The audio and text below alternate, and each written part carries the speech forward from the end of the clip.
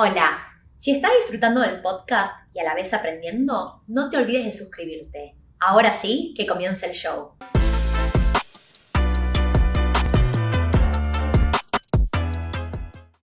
Hola a todos, mi nombre es Tiffy Rubinat. Bienvenidos al podcast de Wealth en Español. Hoy vamos a estar hablando acerca de qué buscar a la hora de comprar un paquete de tierra y casa en Melbourne. Y tenemos como invitado a Daniel, que es el gerente de adquisiciones de la constructora Kincaid. Él se especializa en buscar buenas oportunidades de tierra para construir casas y también edificios, específicamente en Melbourne. Bienvenido, Dan. ¿Cómo andás? Muy bien, gracias por la invitación, Tiffy, y gracias por esta oportunidad. No, buenísimo que te hayas sumado porque quiero arrancar dando un poquito de contexto. Hace muchísimos años que estás en esta industria, así que nos puedes contar cuál es tu background. Sí, cómo no. Yo soy un licensed real estate agent. Hace como más de 15 años. eh, Trabajé en el Gold Coast y en Melbourne, en blue chip areas, se le dicen los lugares así como de Kew, Hawthorne, esas cosas, vendiendo casas. Integré al desarrollo de terrenos y desarrollo de apartamentos en alrededor del 2007 y desde entonces fue una pasión que tengo desde entonces, que hoy en día estoy siguiendo el mismo rubro. Buenísimo, estás hace ya una buena cantidad de tiempo. Me imagino que has visto varios, más de un ciclo de mercado acá en Australia y eso está muy bueno, uno aprende de cada ciclo, ¿no? Es exactamente, así que una de las cosas que nosotros, así como vendedores, está en el rubro, pensamos que sabemos más de lo que o que podemos predecir el futuro, pero nunca lo podemos hacer porque está cambiando cada momento. Pero sí, entonces uno aprende sobre el pasado mirando el futuro. Y eso es una cosa que tenemos que más bien establecer como algo para saber dónde este mercado va a llegar, ¿no? Como quien dice. Totalmente, buen mensaje. Yo siempre digo que nadie puede predecir el futuro, eso es algo que no es posible, pero importante poder mirar cómo se comportó un cierto mercado en el pasado para poder tomar decisiones informadas, educadas. Y voy a arrancar con la primera pregunta, que es acerca de qué atributos comparten las zonas que tienen alto potencial de crecimiento o de apreciación. Sí, mira, estuve pensando en esa pregunta porque tienen dos partes, más que nada. Obviamente, la infraestructura de Melbourne está basado en muchos planes que Melbourne, del gobierno de Melbourne, ha dirigido. Eh, Podrá haber escuchado un plan del 2030 y el 2050 también.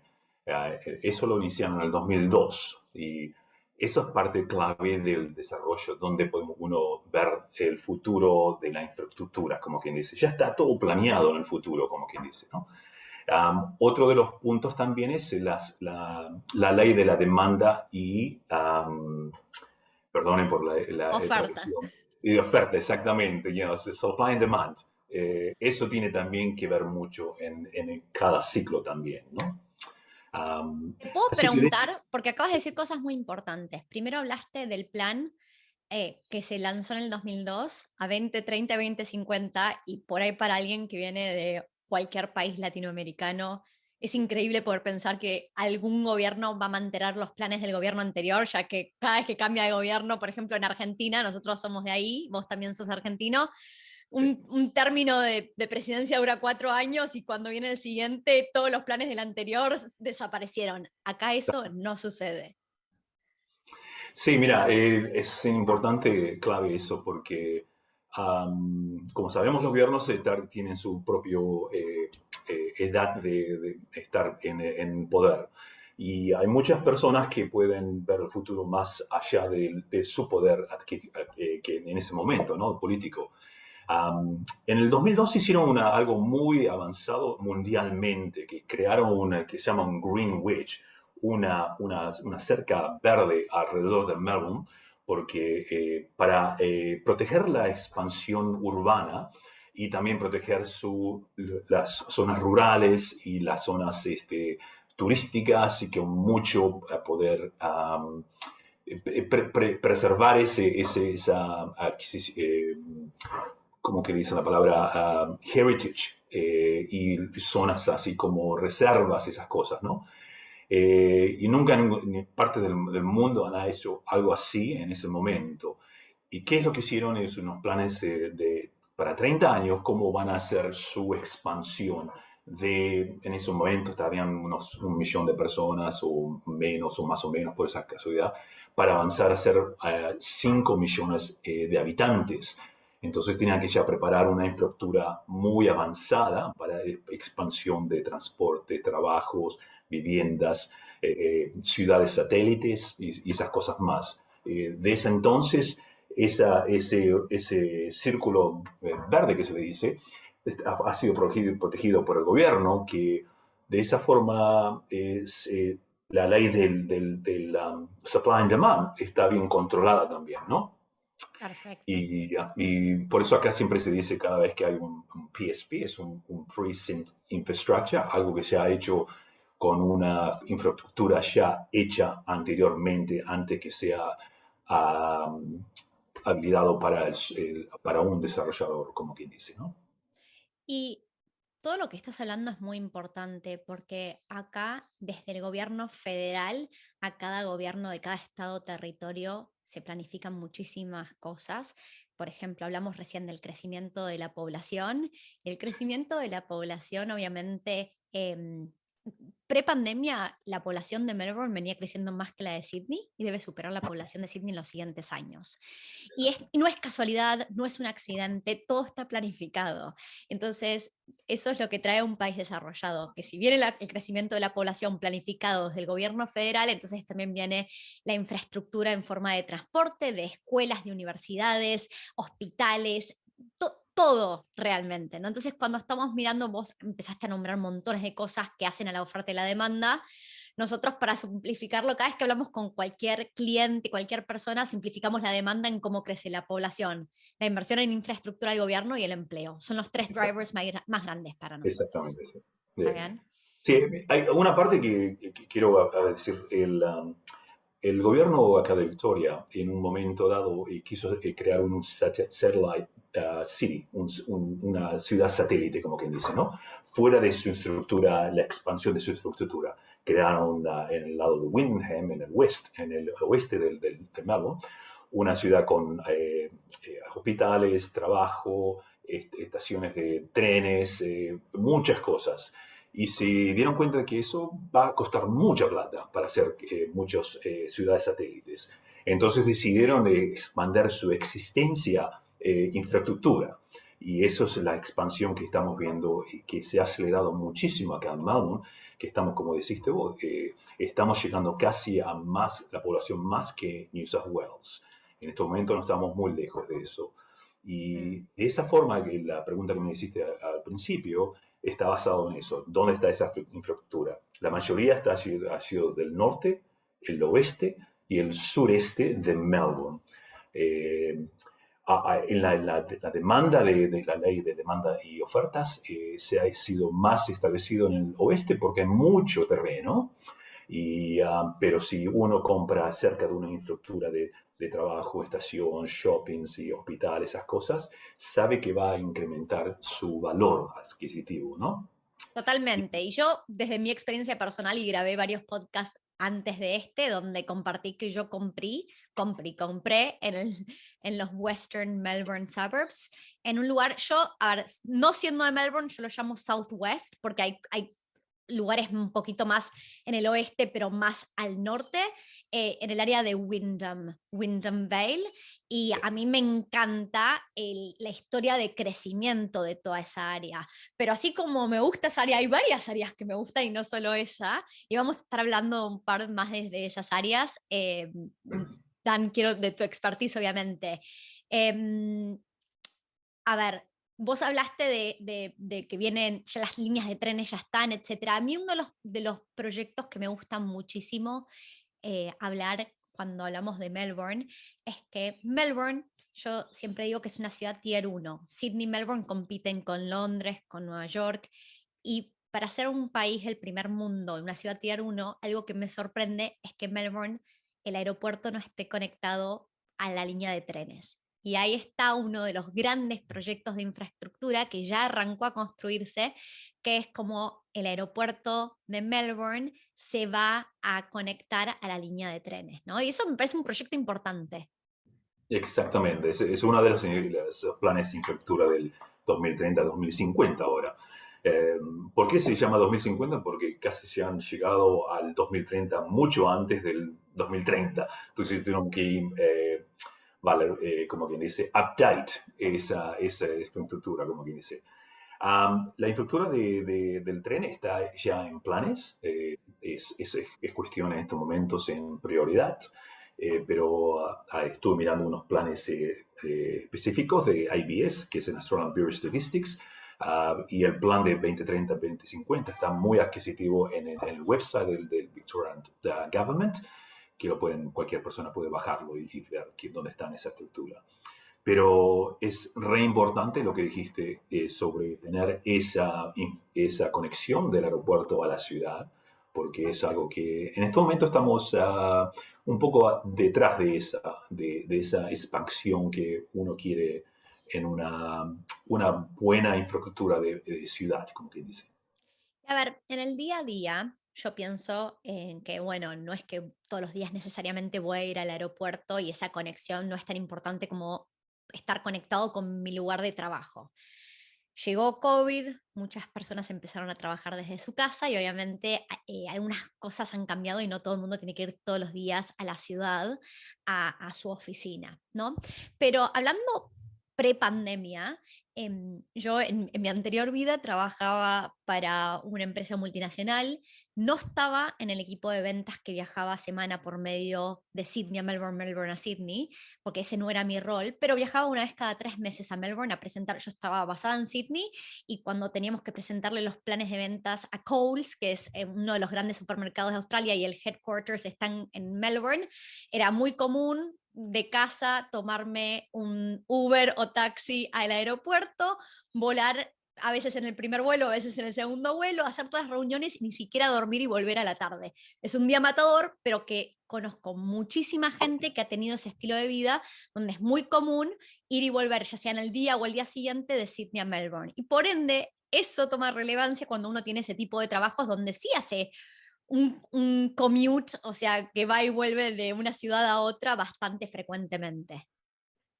Sí, la verdad que sí, Tiffy, el COVID que nos ha cambiado el estilo de vida. Cómo vamos hoy en día a funcionar de negocios y cómo vamos a funcionar como sociedad también, ¿no?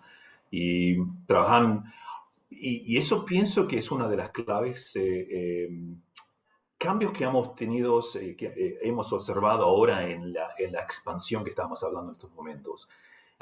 Obviamente porque COVID tuvimos que trabajar muchas veces de casa, no era algo tan usual hacer anteriormente y ahora es algo normalidad, como quien dice. Entonces, de ese entonces, vivir no tan cerca de tu fuente de trabajo es algo más adquirido y más pensado, porque de hoy en día te puedes ir a 50 kilómetros de la ciudad, tienes toda tu infraestructura de hospitales, trenes, esas cosas, pero igual puedes trabajar de casa si es que tenés que vivir tu fuente de trabajo está en la ciudad.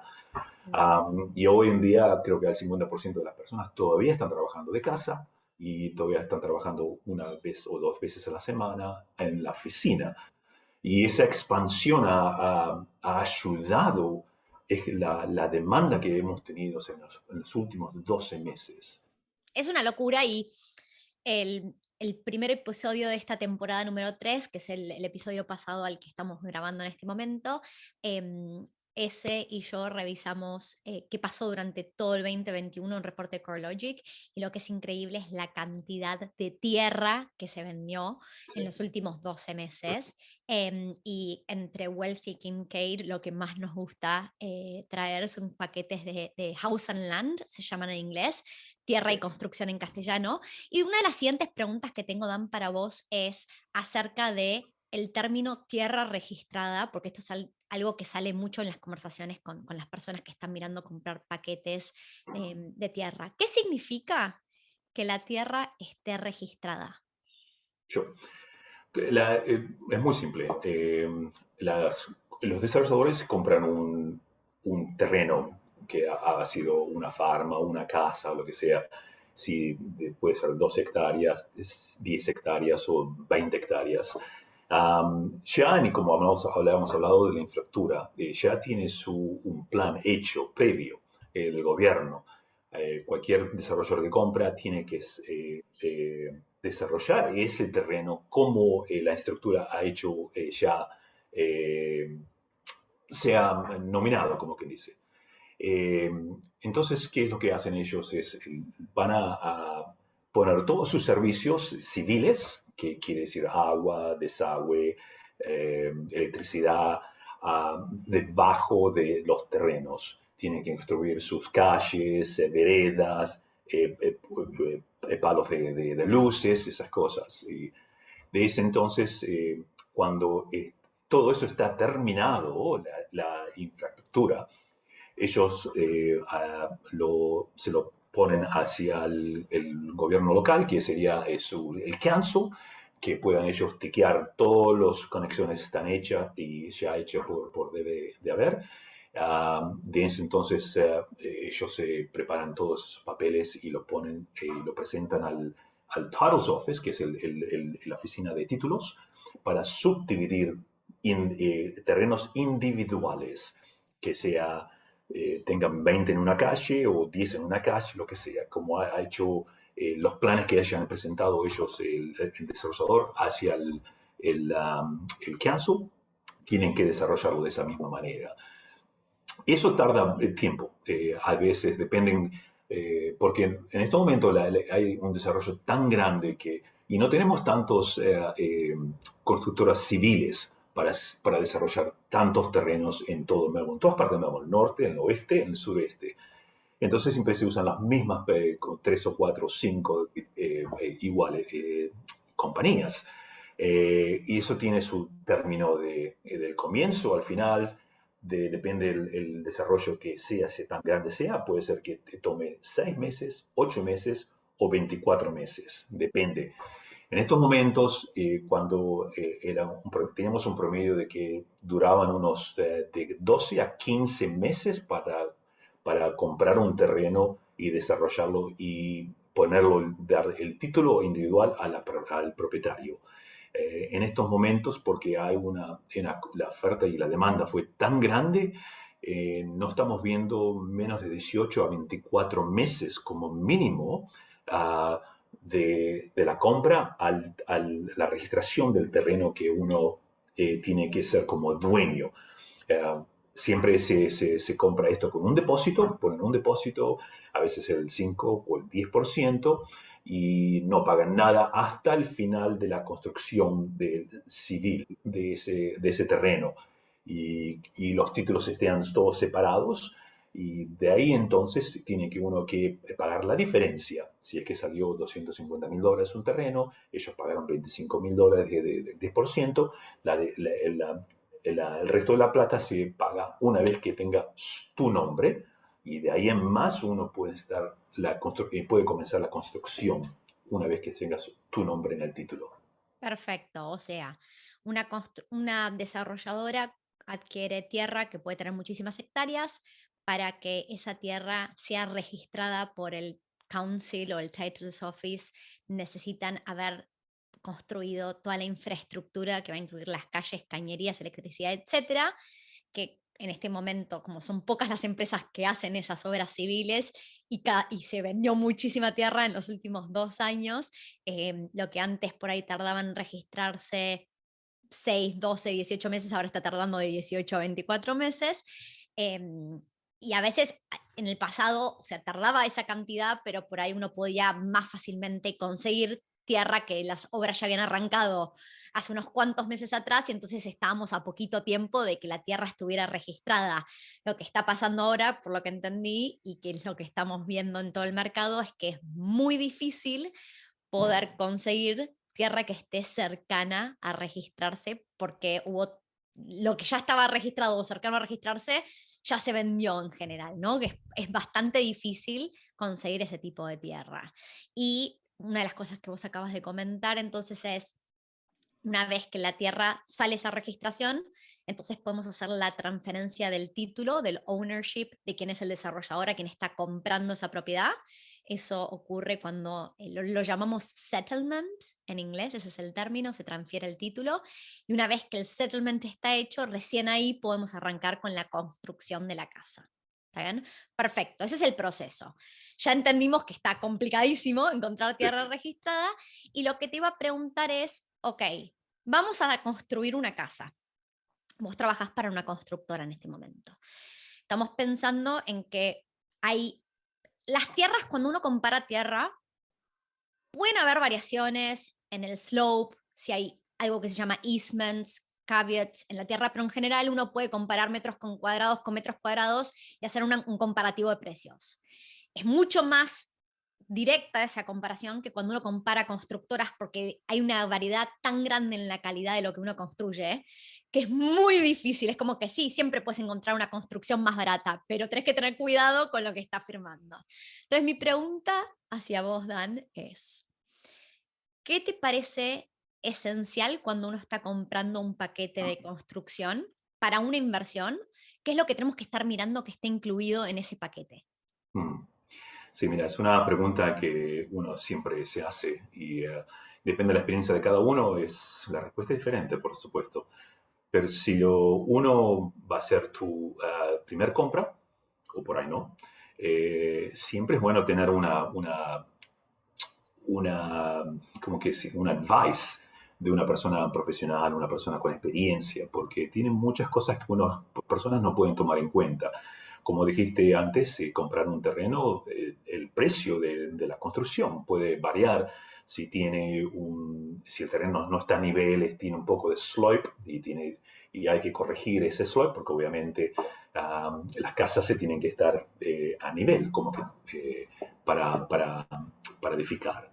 Y esas cosas pueden costar mucho más en el futuro. Y por eso yo cuando adquiero terrenos que están basados en lo que podemos, el potencial que podemos nosotros ofrecer a nuestros clientes, ya hicimos toda esa información, ya lo tuvimos de lado. Tenemos draft people que nos miran, saben si esto va a ser como una buena compra o no, qué clase de casas podemos construir ahí o no. Y eso elimina muchas cosas y preocupaciones para una persona que nunca tuvo esa experiencia en el pasado. Siempre es bueno comprar con una persona que tenga esa experiencia, que un apoyo mental, financial también, en el sentido de que se está haciendo una buena compra o no, ¿no? Um, Así que una vez que se consigue el terreno correcto, la zona correcta, por eso nosotros siempre estamos mirando dónde poder comprar, dónde está la expansión, dónde va a ser el mejor poder adquisitivo en el futuro, cuándo se puede incrementar tu inversión, cuál puede ser el lugar más rápido para incrementar esa inversión también. Entonces miramos todas esas cosas y estamos siempre buscando en esos lugares. Después, obviamente, miramos qué clase de casa que vamos a ofrecer. Una de las cosas que yo sugería como inversión, yo soy un inversionista también, decir, bueno, el demographics o la demografía de las personas que queremos atraer en una casa para edificar sea de una familia, de que tengas hijos, y que entonces por eso es lindo tener 3 o 4 habitaciones, por ahí unas 2 diferentes living areas, que un lounge room y un family room, para que ellos puedan, 2 familias de teenagers o chicos puedan separarse, ¿no? Los adultos con los chicos.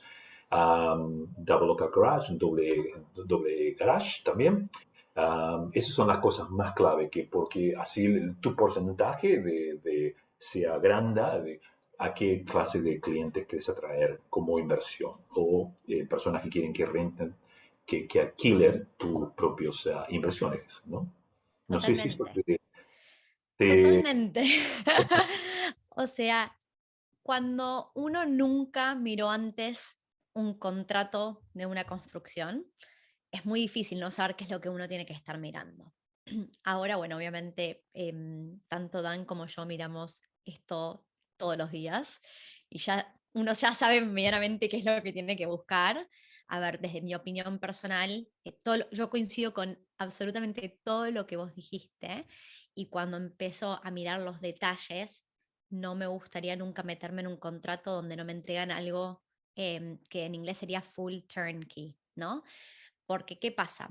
Si no me incluyeron el jardín y el pasto, no me incluyeron los fences que rodean mi casa, el letterbox donde llega el correo, la soga para colgar la ropa. Son todas cosas que después yo voy a tener que pagar en efectivo de mi bolsillo, en vez de que salgan de un paquete que además de que ya cuando me lo entregan está listo para que un inquilino pueda entrar a esa casa inmediatamente, todo tiene que salir de mi bolsillo en vez de haber podido poner un porcentaje como depósito y el resto del banco. Y parece cositas que se suman, podemos llegar a estar hablando de 15.000, 20.000 dólares en detalles, que cuando uno empieza a sumar dice, no, yo no tengo ese cash. Y una vez que ya firmaste ese contrato, después los bancos no te van a prestar la plata para hacer todos esos upgrades, lo llamarían, ¿no? Entonces, hay cosas que son ese tipo de detalles, cuando uno mira, por ejemplo, vamos a dar un ejemplo, pisos que van en las áreas comunes. El estándar de Melbourne en general es bastante más alto que el de Sydney y me gusta mucho. En Melbourne no es aceptable que haya alfombras en las áreas comunes, no es aceptable. Yo en Sydney veo proyectos que vienen alfombras en las áreas comunes cercano a la cocina o te Wow. ponen dos baldosas en la cocina y después todo es alfombra. Y vos decís, ¿cómo? ¿Cómo a alguien se le ocurrió construir esto? Esto no es aceptable. Pero en Melbourne tenemos un estándar un poco más alto, por suerte. Y después hay cosas que son detalles importantes. A ver, es una inversión. No hace falta ponerle de todo, como si fuera un hogar, ¿no? Que uno se vuelve más emocional. Pero queremos que la inversión sea duradera. Tener en la cocina un stone bench top, o sea, nada, algo que no es que si yo apoyo una olla caliente se va a quemar, que con un laminado se quemaría. Son detalles, pero todo eso va sumando a lo que estamos mirando y por eso puede haber tanta variedad en el precio de una construcción. Eso, totalmente, Tiffy. Eso es una cosa re importante porque am, cuando estamos comparando con constructoras de volumen, que nosotros llamamos, con constructoras de nombre que hace muchos años, Kinkay hace más de 10 años que están en su construyendo casas, obviamente, construyendo casas, departamentos, townhouses también, ¿no? Pero las constructoras de volumen quieren hacer como la palabra dice, volumen, una atrás de la otra. Y no tienen tiempo para hacer las fensas, porque tienen que contratar a una persona que no está en su compañía.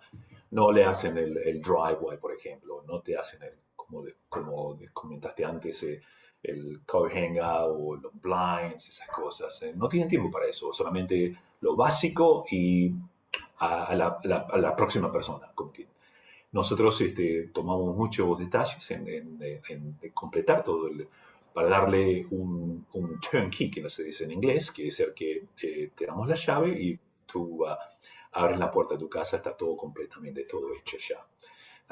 Sí, no tenés totalmente todo, como quien dice,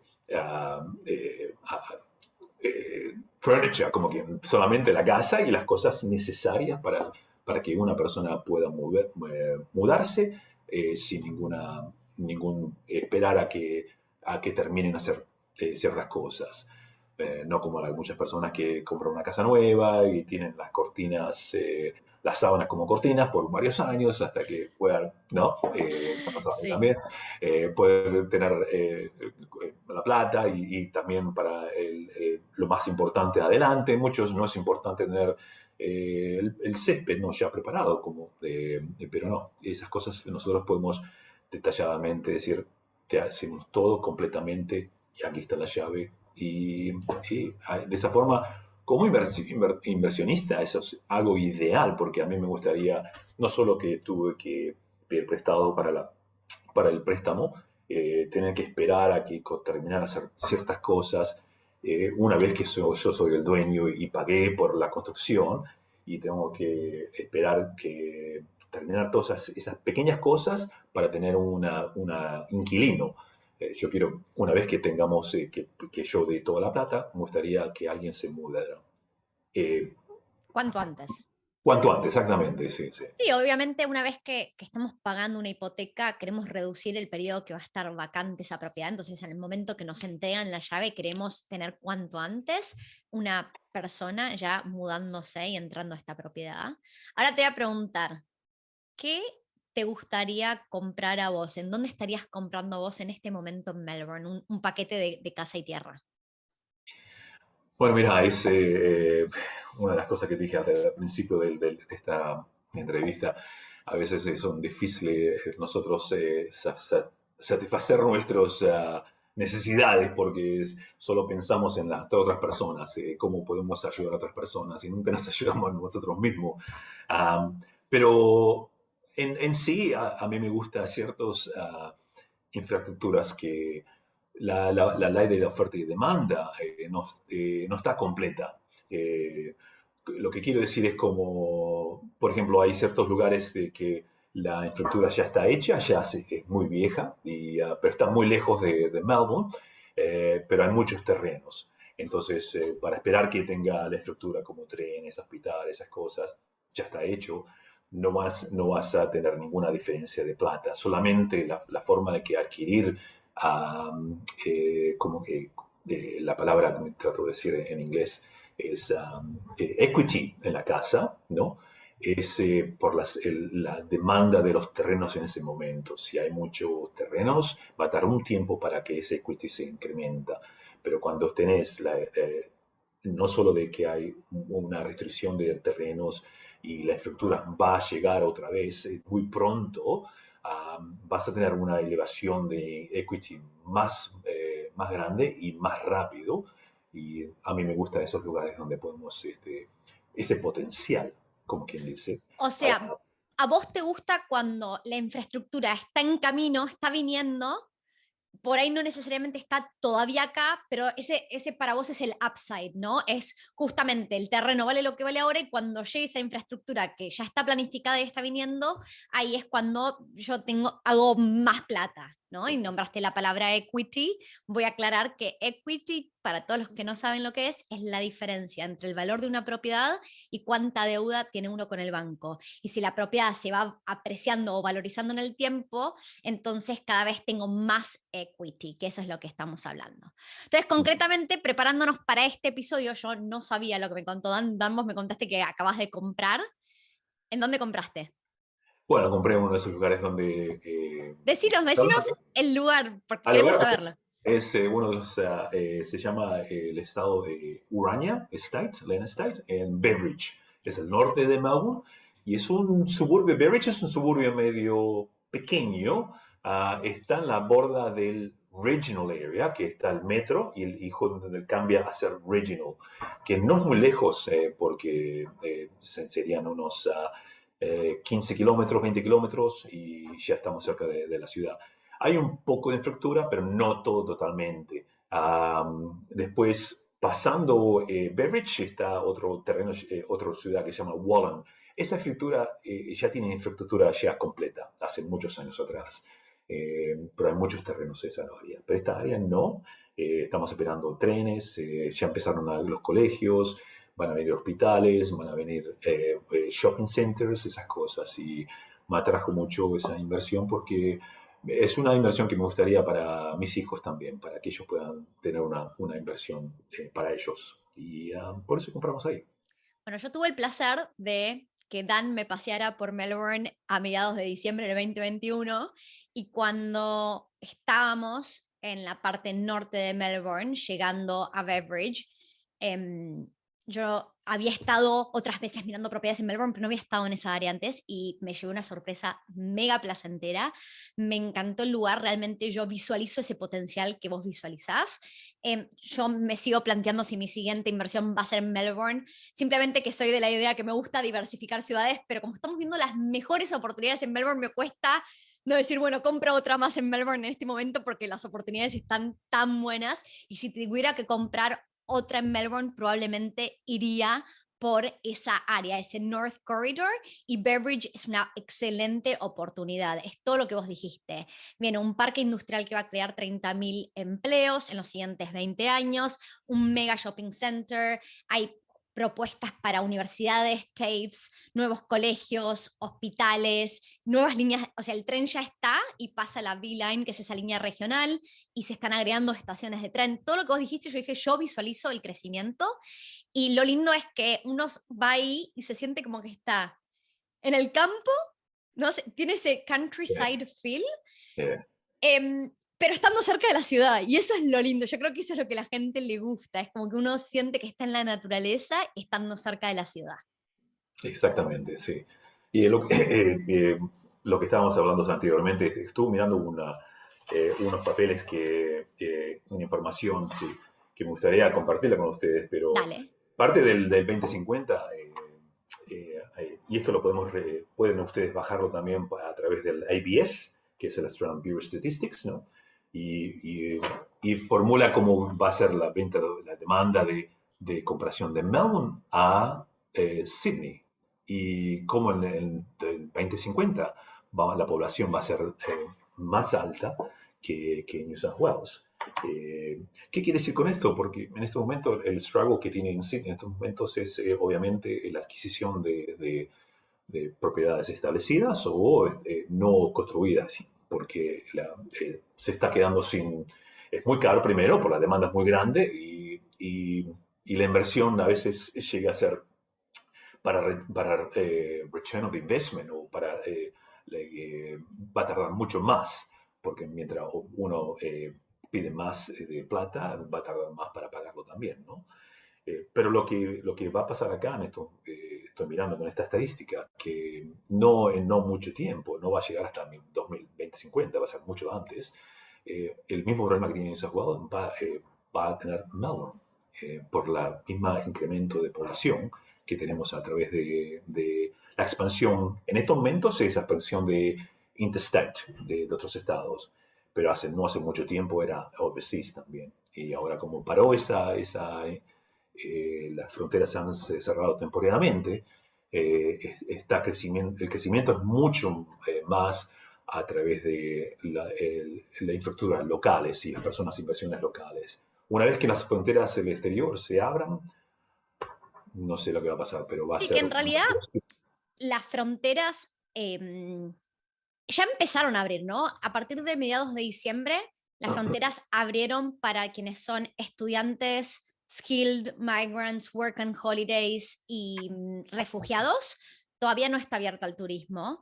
Y obviamente hay una cierta capacidad de gente que puede entrar por mes y va a llevar un tiempo empezar a ver la misma cantidad de migración que veíamos prepandemia.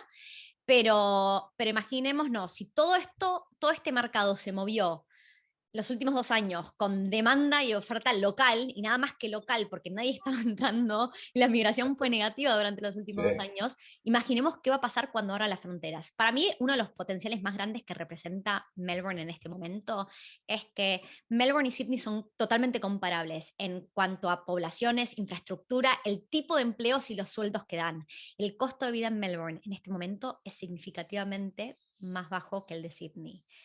Para todas las personas que están migrando, cuando la gente está viendo, bueno, ¿a dónde voy? ¿Qué voy a hacer? Si el empleo está en Melbourne y puedo ganar la misma cantidad de dinero que gano en Sydney, viviendo mucho más barato, eso es una oportunidad y eso también va a ser un driver de atraer cada vez más y más gente a esa ciudad.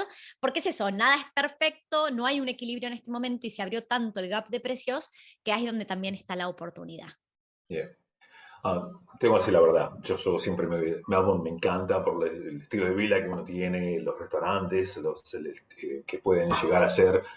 Ok, el tiempo no es bueno, no es como decir como tanto como New South Wales, que tienes más estable o medio tiempo no es tan frío, pero para vivir como vivir es algo excepcional, como quien dice. No iría en otra parte He vivido en Queensland, en Gold Coast también, y es un lugar muy de tránsito, pero es muy hermoso para de vacaciones, pero no para el resto como en Melbourne o New South Wales presenta en estos momentos, ¿no? Totalmente, totalmente. Bueno, nos estamos quedando sin tiempo, así que vamos a cerrar con la última pregunta, que cada vez que no me olvido le hago a todos mis invitados, que es: ¿qué significa la palabra riqueza, en inglés wealth, para vos? Mira, justamente tuve una conversación con mi director de la compañía y es un refrán que él hace siempre, comenta. Lo escribí, perdóname que te Dale. voy a leer, ¿no? Pero lo voy a leer en inglés y lo voy a traducir. Ah, Él siempre habla de creating wealth through property, que quiere decir creando riquezas a través de propiedades. Y él siempre tiene ese um, statement o el creer de ayudar a gente, a más gente, a crecer las riquezas a través de propiedades para que uno se pueda independizar en su jubilación y puedas mejorar tu estilo de vida. Eso es una de las cosas que me llamó mucho la atención cuando empecé a comenzar este trabajo con este director y que es muy, quiere ayudar a la gente, ¿no? A través de las riquezas de propiedades. Por eso está en construcción, por supuesto. Pero como yo también opino de la misma forma, riquezas es a través de ciertos rubros. Uno es bueno crear riquezas inversiones en stock market o bricks and mortar, que quiere decir Ladrillos. ladrillos exactamente. Y en estos momentos es una de las mejores inversiones para crear riquezas, porque es algo que podés vos pedir préstamos a casi el 90-95% de su valor.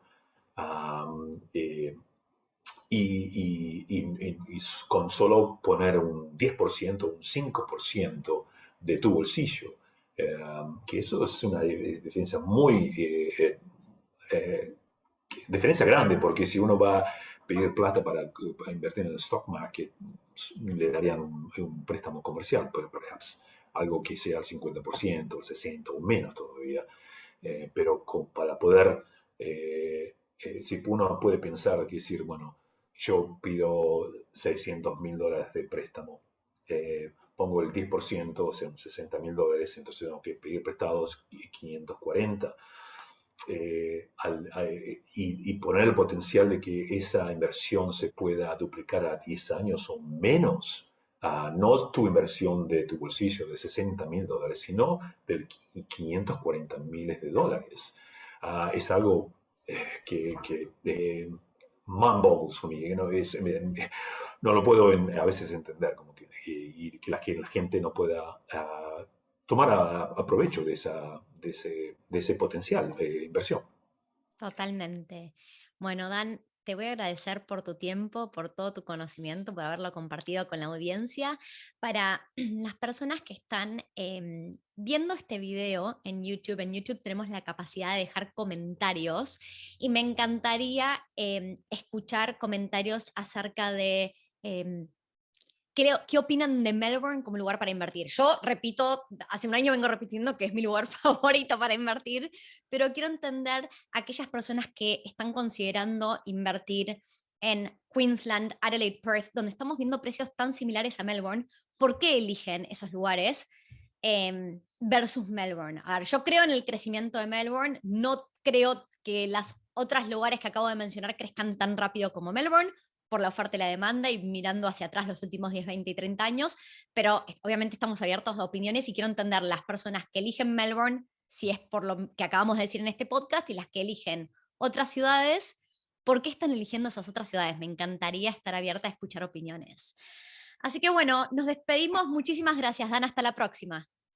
Gracias por la oportunidad y espero que haya ayudado en una parte de lo que es en Melbourne y apoyo totalmente lo que estás haciendo en tu rubro y tu compañía. Es algo excepcional. Te lo mereces, tu éxito y estamos re contentos de estar conjunto con ustedes para ayudarlos mutuamente. No, es un placer y nos encanta siempre poder trabajar con empresas que tengan esa misma filosofía acerca de ayudar a las personas a construir riqueza y poder trabajar, nada, juntos con ustedes. Así que bueno, muchísimas gracias y hasta la próxima.